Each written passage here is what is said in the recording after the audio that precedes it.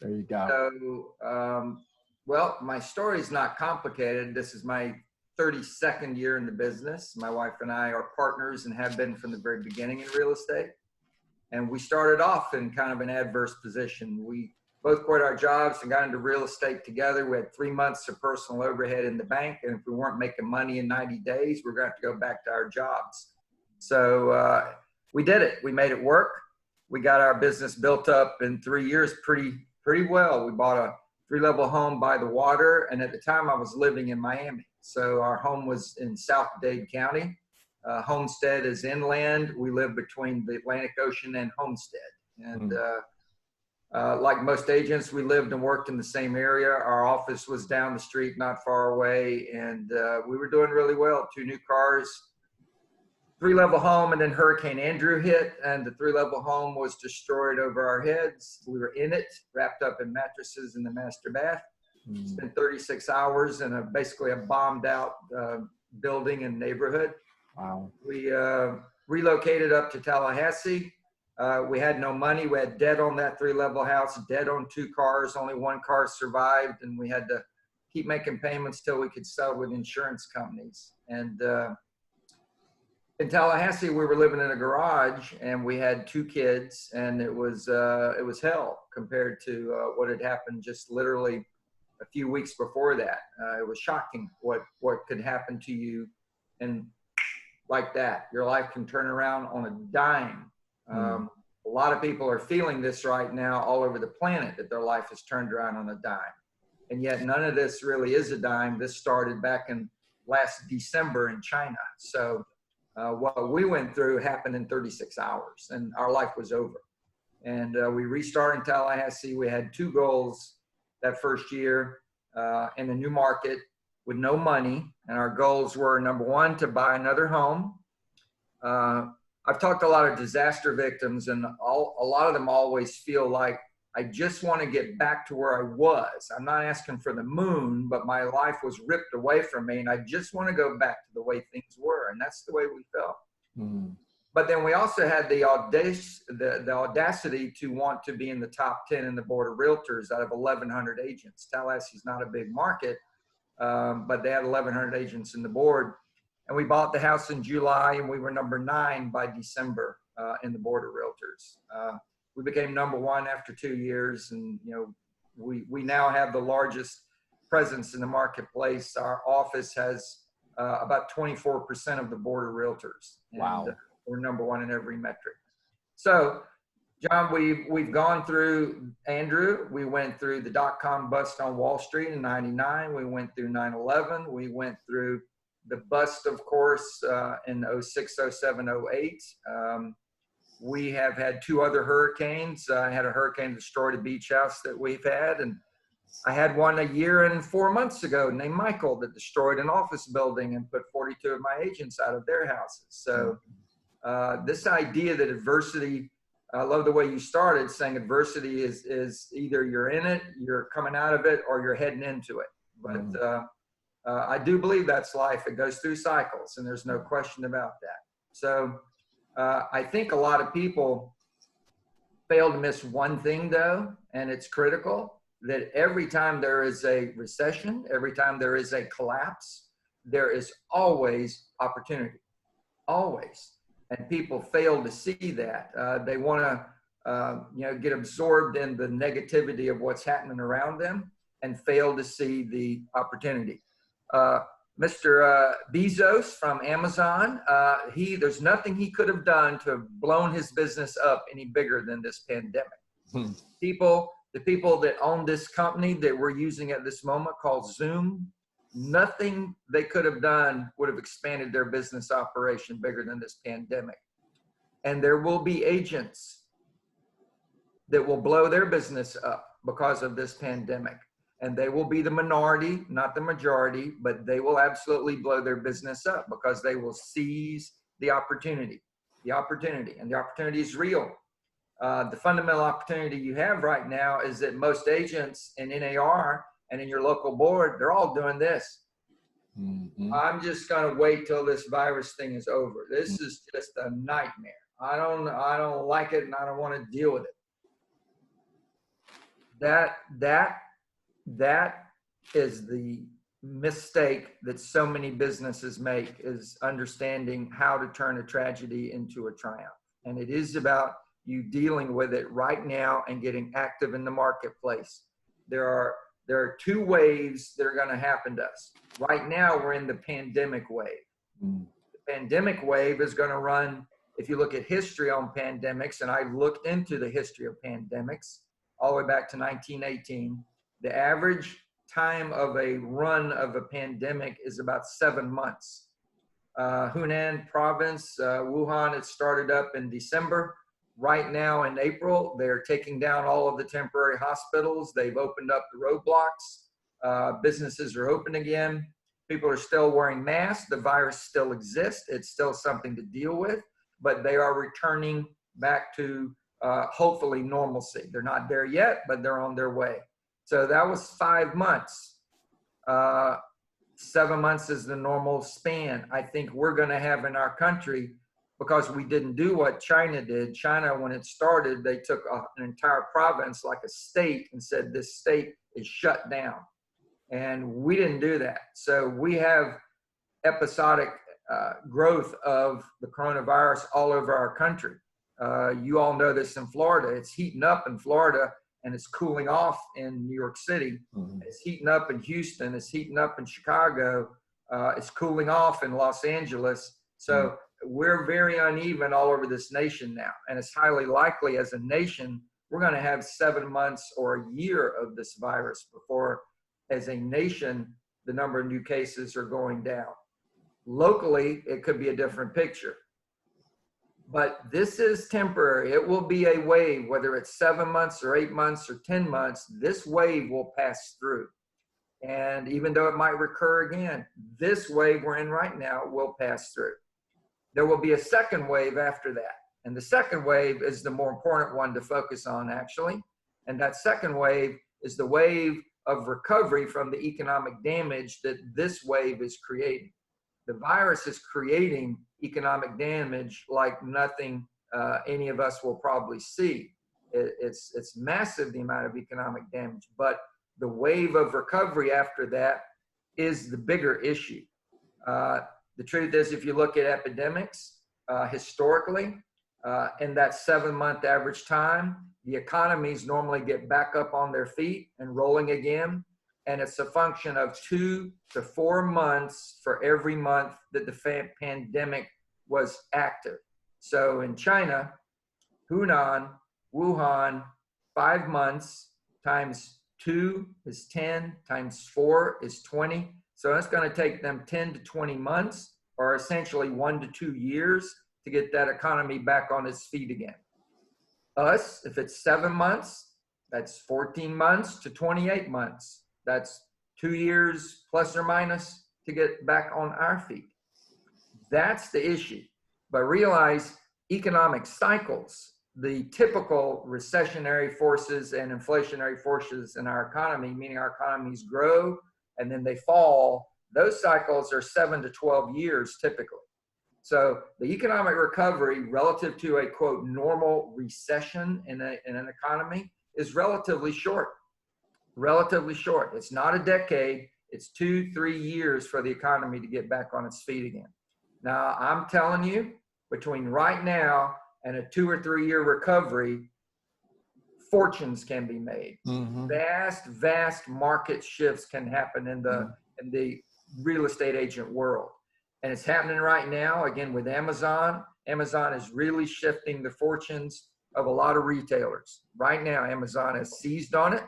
They're not trying to hurt anybody, but they are absolutely blessed with massive amounts of market opportunity right now. The Restaurant Association is claiming that when this is over, as many as 30% of restaurants that are all closed now are never going to reopen again.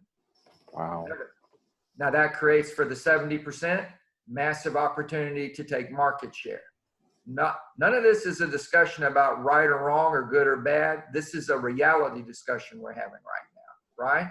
Now, what happens in downturns to NER's membership? It shrinks. What happens to your board membership? It will go down Yep. Agents are going to leave the business. Now, here's the big issue for you to really see this. This wave of the virus coming through us, this wave of the economy trying to recover. Underneath all of that, every day will be people who want to buy or sell real estate. Right now. I love the way you opened, and I heard that young man, who was it? Was it Alex? No, somebody said that they put a listing up, took a listing. Yep. Somebody else had a closing. If you're not doing this, you should be sending your sphere and your past clients a 7-day report. How's the real estate market in the world of the coronavirus? A 7-day report, simple form. A lot of you probably already are doing this, but last 7 days, 197 new listings, 142 new purchase contracts, and 89 closings happened. 7 days later, 210 properties listed, 192 new contracts, 142 closings. Next 7 days, same thing. Because here's what's going on. For most of the country, this is the second quarter, which is one of the best months of the year for most people, heading into the third quarter, which is one of the second best months of the year. So this month, we tend to get more property on the market. This quarter, we tend to get more property on the market and create more contracts. And in the third quarter, we tend to create more closings. So these months, realize all of you that are in the business seriously started this year with a business plan for 2020. Mm-hmm. You had a pipeline of business. Mm-hmm. You had your A's, B's, and C's lined up. Last fall, you were talking to people who said, yeah, we're not going to do it now, but I think 2020 is the year. We'll probably put our home up for sale in the spring, and we'll move in the summer. We'll put it on the market in April or May, and we want to sell it by May or June, and then we'll move in June. We want to be in position by the time school starts up next year, right? So people have those pipelines at the beginning of the year, and now April 1, guess what? Your pipeline is blown to pieces. Yep. Your pipeline has people that are in the entirety of the possibilities, meaning some are absolutely ready to go forward. They have to go forward. Mm-hmm. Others, absolutely not going to do it. No way am I going to try to sell my home and move now. And then there'll be people in the middle that are confused, concerned, not quite sure what to do. Now, the agents that are out there on your board that are sitting back, they're not only not talking to their people, they're not trying to talk to new people. Mm-hmm. And there are people out there who want to buy or sell houses right now, and their agents have abandoned them, and they don't know what to do, and they take that as a sign that they shouldn't do anything. Gene, I'd love to jump in and just share something with you that really supports what you're saying. So I talk to real estate agents every day all over the country, and I couldn't agree with you more. Most agents are sitting back and waiting for this to go away. And two things we did in Coral Springs is we doubled down on training and coaching, and we're teaching our agents, of course, to follow Gary's models and shift and double down on lead generation. Now, what's interesting is I look at the numbers just like you do every day, and April 2020, we've doubled our market share for listings taken in our local market, which is Coral Springs, Parkland. We went from 5.6% April 2019 to over 12% and number one in the market in 2020. Shut up. And here's what's really cool about this. I'm living the same thing I did as an agent back in 2008, which is taking market share. Yeah. And one of the things that I learned from Gary back then is still true today, which is the market share you gain in a shift, you never give back. And the market share you lose, you never get back. That's right. Yeah. And I'm just so grateful that we're a part of a company that has that support and has people like you, holy cow, that are willing to take time out of their day to pour into others. And this is your time. I just wanted to share that because it really supports what you're saying. No, absolutely. I jump in anytime. You want to talk about something else? I mean, I thought we were going to talk about the seventh level experience, so I'm happy to talk about that too. But this is wonderful. You're doing great. And yes, you've built a massive team. And as a So, team leader, well, I should say a very successful team. Let's just put it that way. And as a team leader, that's probably one of the most common questions I get, right? John, how do I build a team? So sure, let's pivot, right? Word of the day. And let's talk about building the team. in terms of the seventh level team, the most important thing to understand is that if you want to build a really big team, and Gary said this repeatedly, the way to have a powerful big business is to build a powerful small business first. And that's where most agents fail, is building a powerful small business. And when he says that, the powerful small business he's referring to is the level 4 team. Level 4, if you look at the 7-level chart, it is the level 4 team.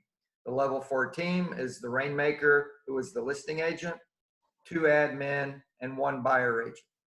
MREA 2 came out and said there are actually 4 variations now of a level 4 team that are in play in the marketplace. This isn't they're theorizing. This was the research they did for 2 years after the big collapse. We all went through the best year ever and then the worst times ever. And then Gary asked the question, is the book still valid? So they did 2 years of research and they came back where the basics of the book are still extremely valid, but there are different variations that are actually working out there and they document those. But the point is, there's very little variation at level 1, 2, or 3, but when you hit level 4, there are more different ways to succeed than there were documented in the Red Book. And some of this is literally due to technology, but some of it's due to new platforms or new models for us to look at. But the point is to build that. And here's an astounding thing when you think about building a big business like a 7th level business. The people in our company, John, that will build a successful level 4 team. And by the way, a level 4 team, if your average sales price is $250 or up, a level 4 team will get you to the first goal in the Red Book, which is gross $1 million. Yep. So it'll get you to gross $1 million. It'll be single digits, John, of Keller Williams agents who get to gross $1 million. But of the people who get to net $1 million, it's double digits of the people who got to gross $1 million. So the way to get to net $1 million is to get to gross $1 million and get to gross $1 million the right way. And the right way is that level 4 team where you essentially have as many admin as you do salespeople. And the reality is, not understanding that 8 teams that are built that have more salespeople than admin are not getting themselves poised for growth. Because when you keep adding sales and you don't grow admin, you start drowning in paperwork, you start giving bad customer service, and any business that's doing that slows down and can actually come to a halt and can blow up because the people on the admin side are drowning and they're not being paid properly for the amount of workload they're carrying. They get frustrated, they tend to quit, or they kind of give up in their job. The agents aren't getting service by the admin, so the admin is shoving paperwork back onto the agent. If you want this closed next week, you got to take this over because I can't do it, I'm drowning. So the whole thing blows up and they don't understand why this is happening, but it's because they fail to comprehend that powerful businesses are built on the admin side, not on the sales side. And Gary's been saying this for the last 4 or 5 years, that rainmakers need to focus way more on their admin side than on their agent side, way more. Because if you build a powerful admin side, you will attract talented agents always because of the support in lead flow and in paperwork handling on the back end. You handle the front end and the back end at a high level when you have a powerful admin side. So that is the secret. And it's not a secret, it's in the book, but that is the secret to getting to 7th level, is to get to level 4 properly. That's it. Yeah, I think the biggest challenge is finding talent in that role. And I hear over and over again, how do I find the right person? And if you were asked that question, what's your answer to that, Gene? How do I find talent in a rock star talent and an admin role? Well, it's actually not hard to find talent. I mean, I hear that all the time too, but what people are missing is it's hard to find talent when you don't follow the model for finding talent. And we have this thing called leverage, CV, 30, 60, 90, and STO. I teach it a lot. I taught Recruit Select before that. I taught CV before that. So I've been doing this a long time. And unfortunately, I've talked to Leslie Vandergeist, who's the head of HR for Keller Williams International and head of the CV program.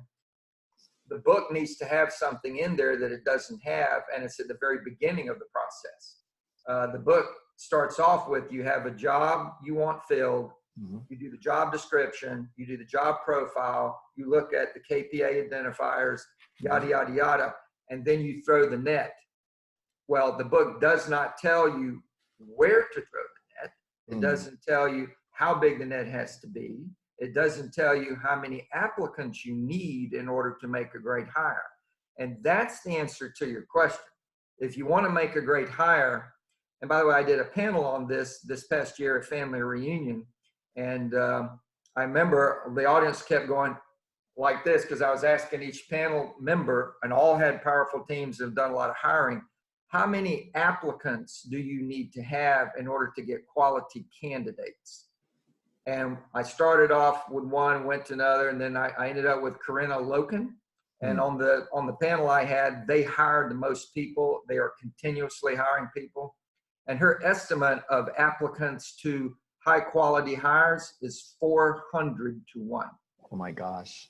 Wow. So there's the challenge. That's the problem.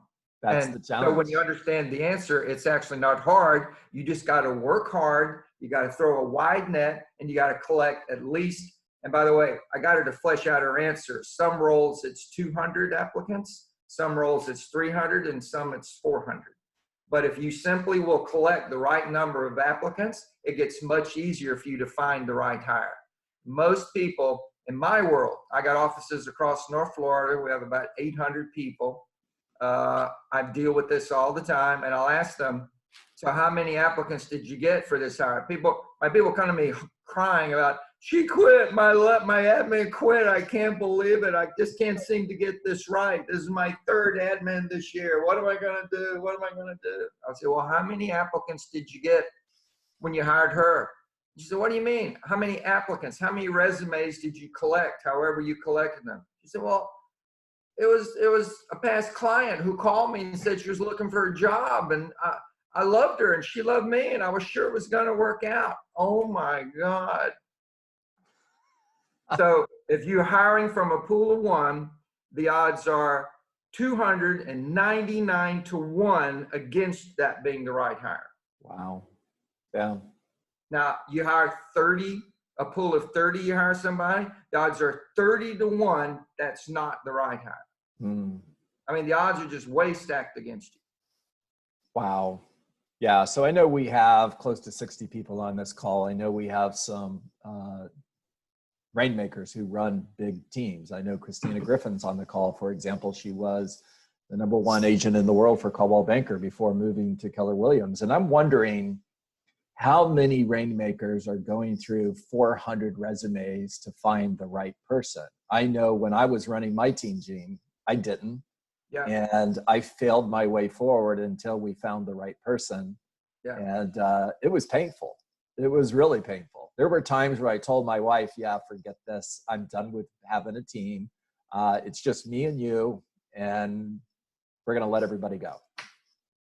Yeah. Yeah. It's hard. Yeah. No, it is hard.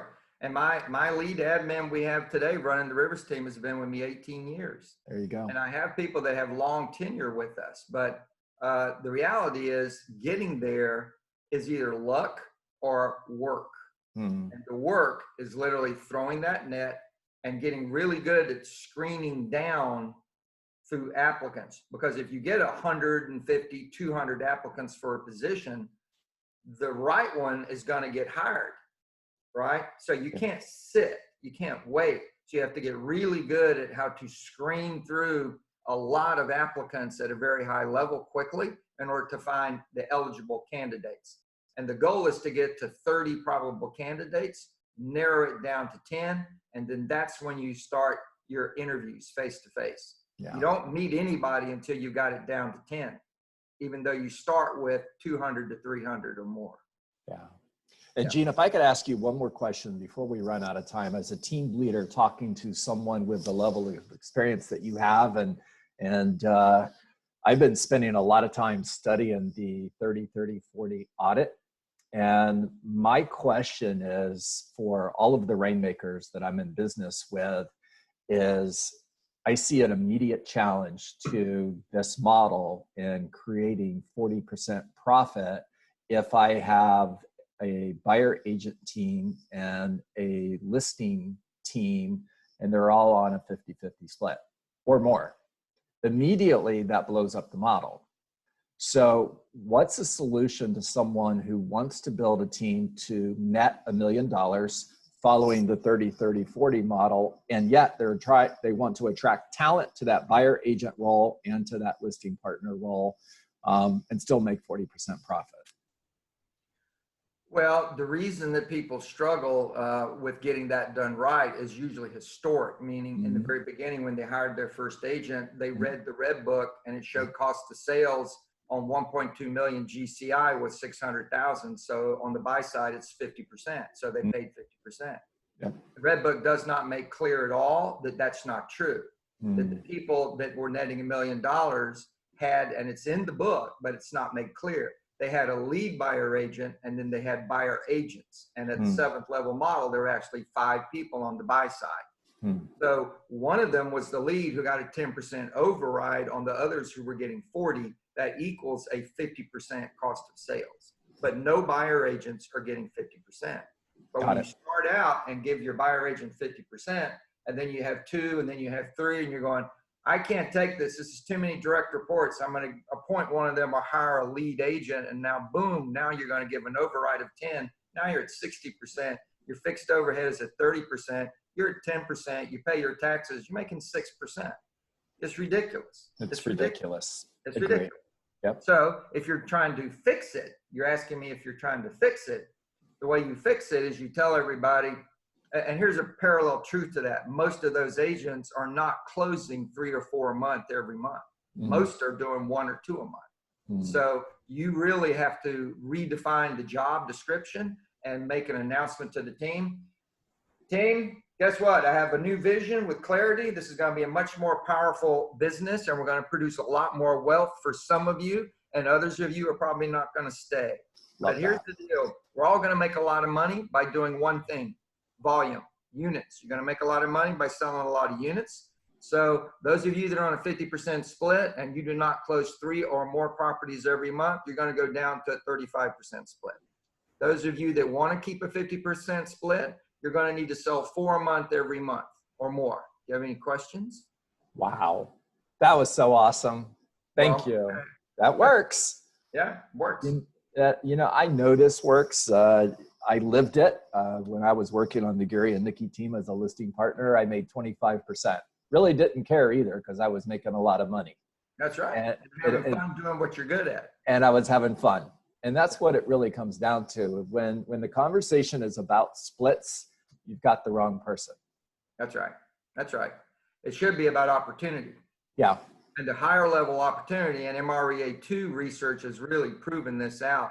The higher level opportunity for a buyer agent is not a higher split. It's to get to 4 a month and then get a showing assistant and go to 100 units a year, pay 25% back, and you'll be giving yourself a 50% raise, and you'll be working in the office Monday through Friday in a white collar job, doing consultations, contract execution, and negotiation. Very different job, a lot more money, and the showing assistant is making 50, 60 grand a year. It's awesome. This was a powerful call.